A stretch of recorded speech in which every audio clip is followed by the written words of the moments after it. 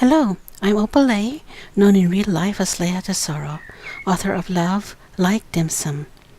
In a few moments, we'll be chatting with a very interesting man who has his own list of lessons learned about relationships in Second Life, and we'll be talking about some of those lessons here at the Bamboo Garden.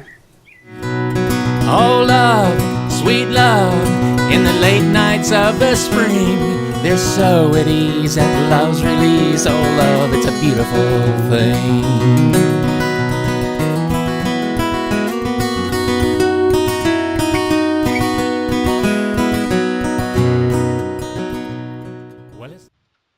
My guest today has his own lessons learned about Second Life posted on his profile pics.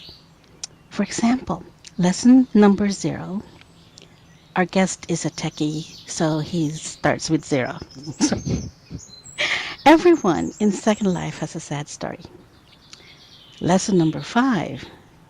Second Life is real enough to create a desire for a relationship, but not real enough to satisfy that desire. And lesson number 2, a man who's polite, friendly, articulate, with a sense of humor, who doesn't pester women for cybersex, is a god among mortals in Second Life. Ladies and gentlemen, please welcome a god among mortals, Phydeau Flanagan. Phydeau, welcome to the show. Thank you, Opal. It's nice to be here. Now, you've been in Second Life since February 2007, and you and I met in February 2011. Since we met, you have left Second Life at least twice, maybe 3 times. So first, let me ask, how did you discover Second Life? Okay, well, as you correctly observed, I am a techie kind of guy, so I keep up with high-tech stuff in the news, and I had read about Second Life being an online world, like in the summer of 2006. And then a website that I downloaded music from, magnatune.com, announced that they had established a web presence, a presence in Second Life, and so I decided now was the time to check it out, and so I did in February of 2007. And yes, you're correct, I have left a number of times, and I think the reason for that is because, for me anyway, and I think for some other people I've talked to also, Second Life can have kind of an addictive quality to it. And there were some times when I felt like I was getting into it a little bit too much. And so I took some time off, a few months at a time. Maybe 6 or 7 months was the longest I took off, I think. And then I'd come back. So, this addictive quality, how do you know? Well, I would say, just like with anything that you do that you really enjoy, but you get into it a little bit too much. I guess basically I'd stay up too late at night chatting with people. That's what I do in Second Life. I chat with people, and it's very enjoyable to me, but I'd find myself staying up very late and getting on more days than I really felt I should. So, chatting is what you usually do in Second Life. Is that it? Don't you go exploring or... Well, not really. No, there's a number of reasons for that. One, there's the building. And since I am in high tech, in real life, building and scripting and all that kind of stuff, it really kind of seems almost like work to me. And as far as exploring, I have played games, computer games, some online, some just on the computer, that have better graphics than Second Life. And so I've explored worlds that are like more detailed and more exciting and fun than Second Life is in the graphic aspect. So I'm not really into it that much. So what I'm really into it for is the people. That's one thing that a video game that just sit there playing on your computer doesn't have, and that's the people, the interaction with real human beings. And that is one thing that I have found myself lacking in my real life for various reasons. I live in New England. People a little bit more conservative here. I moved back here after living someplace else for a while. So I don't have a lot of friends in real life. And I have found that Second Life has been an outlet for my friendship needs. So, speaking about friendships, you have lesson number 4 in your profile where you say, There is no capability to verify honesty, fidelity, or loyalty in Second Life. In fact, I have a quote of our conversation in my book, Love Like Dim Sum, and in that conversation you said, actually, would you like to read that quote? Okay, this is what I said. I said, beliefs and thoughts and ideas by themselves are nothing, just electrical impulses bouncing around in your head. They only become something when you take action based on them. I have beliefs, and I put that in quotes. I have beliefs about you based on what you have said, but it doesn't really matter because I will take no action based on them.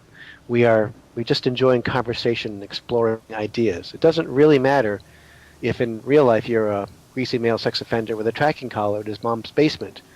You present this female persona well enough to be convincing. I'm not going to meet you in real life. I'm not going to borrow money from you or lend money to you. I'm not going to be ask you to be a reference for me. I'm simply going to converse with you and explore ideas. And you don't need to trust anything I say for the same reason. Thank you. So let's talk about that. Hmm. If you're looking into Second Life for friendships, and trust is a critical part of any relationship. I think I would say that it's not the same kind of friendship as a real life friendship. I wouldn't say it's black and white, but they're on a continuum where you have more trust or less trust in the person. I think in real life, when you actually physically meet a person and you talk to them, look in them in the eye, have all that communication, the body language, the tone of voice that we don't have in Second Life. I think it gives you more of a sanity check, more of a feeling that this person is trustworthy. Whereas in Second Life, we have that, what is like less than 10% of conversation in real life is the words. But in Second Life, that is all we have, is just the words. So, in my opinion, we don't have the same kind of sanity checks and things that make us feel more capable of trusting. So it's a different kind of friendship, I would say. Would you say that it's not as deep? It can be very deep. And I found myself talking to great depth with people in Second Life, which is kind of related to another one of my lessons about strangers on a plane intimacy in Second Life, which you can talk about in a little bit. So in some senses, all the rest of the all the rest of the body language, the tone of voice, kind of gets in the way of ideas communicating between people, in my opinion. So having the words gives a deeper communication in a certain aspect. But as far as trusting what a person says, who they say they are, where they say they live, what they say their gender is, even when you just have the words, you can't verify that part of it. So would you say voice adds to it then? Would you trust somebody more if you hear their voice? I think I would. I think I would trust someone more if I heard their voice. One, it would establish their gender. Um, Two, you get to hear the intonation of the voice. It adds an aspect of communication that just the words doesn't. And then I suppose a video would add another level of communication that I guess would make me more trustworthy of a person. But you've entrusted people with your real life information, like you've Yes, shared it with me, for example. yes, I have. Although I would say it's nothing that I would consider like it's nothing like my bank account number or anything like that. I shared aspects of my life that I don't mind you sharing with other people. I guess I would say. One of the things I say to people is that if a person's story holds together over the long run, the longer a person's story holds together, I should say, the more likely that one of two circumstances is true. One is that they really are saying the truth, and the other is that they are a phenomenally good pathological liar. And I think there's very few phenomenally good pathological liars out there. So the odds are, if a person's story holds together over a long period of time, that they're probably telling the truth. So it's consistency. Yeah, consistency, right. We all know that, lying takes a lot of effort to make sure your story holds together. I would say that you're probably telling the truth because there are very few really good liars out there. So let's talk about lesson number 3 from Mhm. your profile. Yeah, okay. Strangers on a It's plane, that's in quotes. Strangers on a plane, intimacy is cheap and easy in Second Life. And what I mean by strangers on a plane intimacy is, those of us who have flown any amount of time, I think, we've experienced the phenomenon of sitting down next to a stranger on an airplane, and you're sitting next to each other for a number of hours, kind of just the two of you. And sometimes you strike up a conversation, and this is a person you've never met before, and who you probably never meet again, and you find yourself having an in-depth conversation with this person, telling a stranger things that you'd never dream of telling, you know, a friend or an acquaintance at home. It's that it's that two ships passing in the night kind of intimacy that lends itself to this quick, deep, temporary intimacy, and then the plane lands and you go your separate ways. So you're So saying that that's what's going on in Second Life most of the time? no, I'm just saying that it is easy to do that in Second Life because we're all strangers on a plane in a sense. We're all people who run into another person at Frank's or exploring somewhere, people that we may or may not ever meet again, and we strike up a conversation, and it's easy to get very deep, with a stranger that you've chatted with, and then say goodbye, and unless you become friends, Second Life friends, it's very possible you never see them again. Oh, let's talk about lesson number 5A. Because 5A. 5A. It's hard to argue in Second Life and do it right. We've had an argument, you and I. This is when Mm, we first met. I remember that. yes, I think we did. And look at us now. I mean, we're friends now. And any argument is hard anyway. So tell me about what you mean about it's hard to argue in Second Life and do it right. Well, I think because of, there's nothing particularly deep about this. I think it's just the logistics of Second Life, the the lack of immediacy in communication, the feedback of hearing the person's voice and understanding what their emotional state is.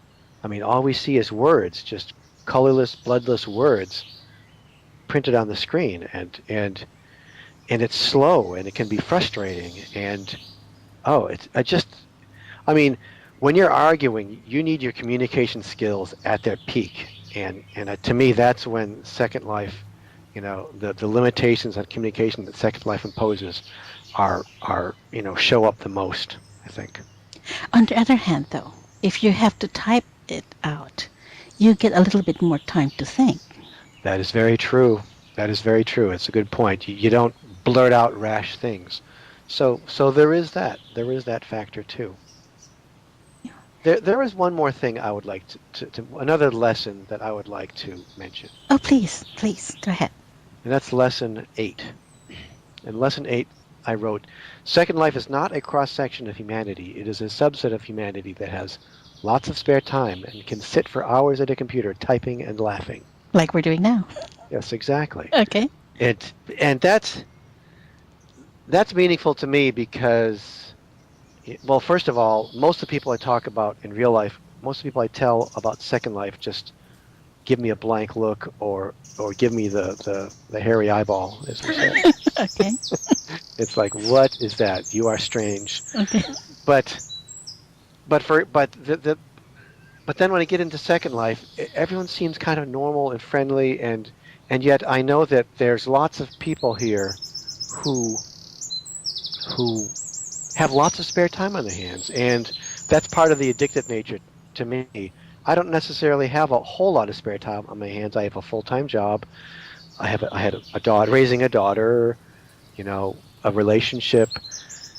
But it was easy for me to kind of get sucked in with all these people who were just chatting and having a good time and just exploring and building. And it was like, I just kind of went along with it. And then I realized, wait a minute, a lot of these people, their real life circumstances are different than mine. They have a lot more spare time. They're retired, they're a stay-at-home housewife, unemployed or something like that. So they have a lot more time on their hands. And if I try to do my Second Life like they do their Second Life, it's going to affect my real life more. So that's what I meant That lesson was meaningful to me in that aspect. I need to keep that in mind. I don't know. I wouldn't say that most of them are like that, but I have met some like that, and I've just found it easy for me to be sucked into Second Life, and so that kind of relates back to the addictive nature of it.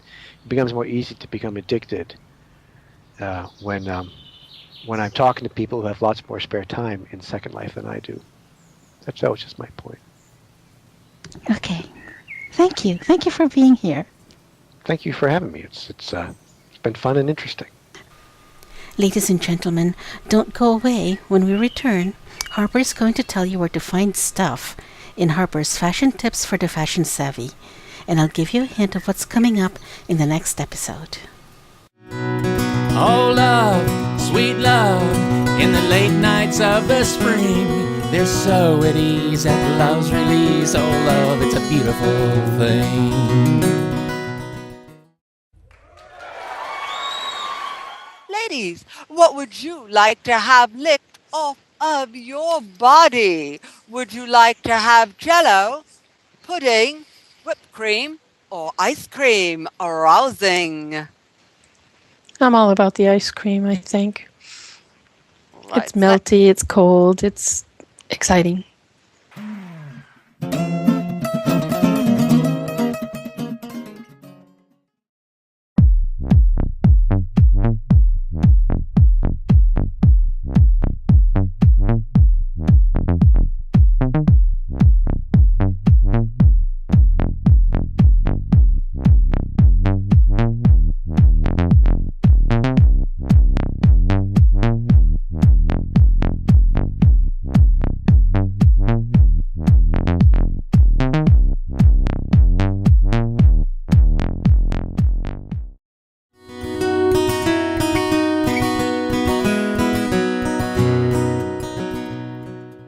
Hi, welcome to Harper's Fashion Tips for the Fashion Savvy. Lots of people ask me where I find out about fashion in SL. There's lots of noise out there, and it's hard to sift out where to get the best stuff and where to find the secret little pockets of delight that make any fashionista squeal with pleasure. Today I want to talk about a few of those sources of information. The first place I go are my friends and the people I see. I simply ask them where they got what they're wearing, and usually they tell me. Secondly, I belong to a lot of fashion groups in the world. Fashion Consolidated, Women's Stuff, Skin Addiction, and many, many, many other groups allow designers to advertise in their group. There are other groups I belong to as well, like Hey Girlfriends and Fashion Emergency, where we chat about the things we're looking for and get fashion tips.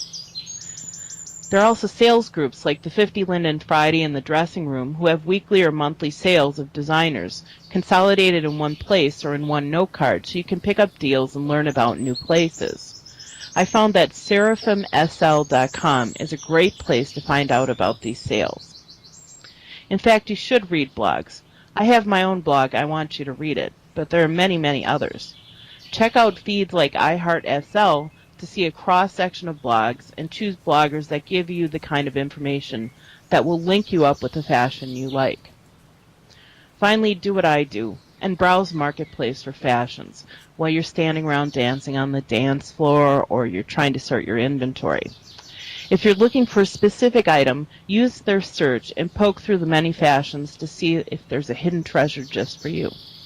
But most importantly, you should visit my blog at slfashionpassion.wordpress.com, where you can get many, many hints and tips of the best designers and best fashion in SL.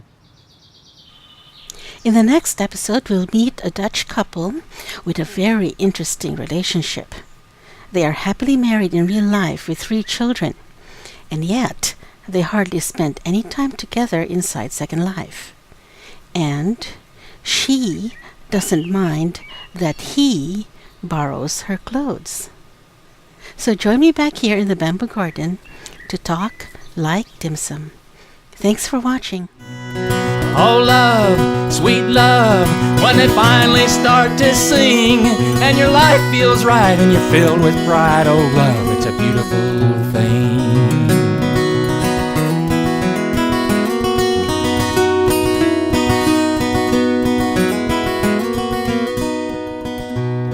Making eyes hit the pretty little girl in the backyard of his friend.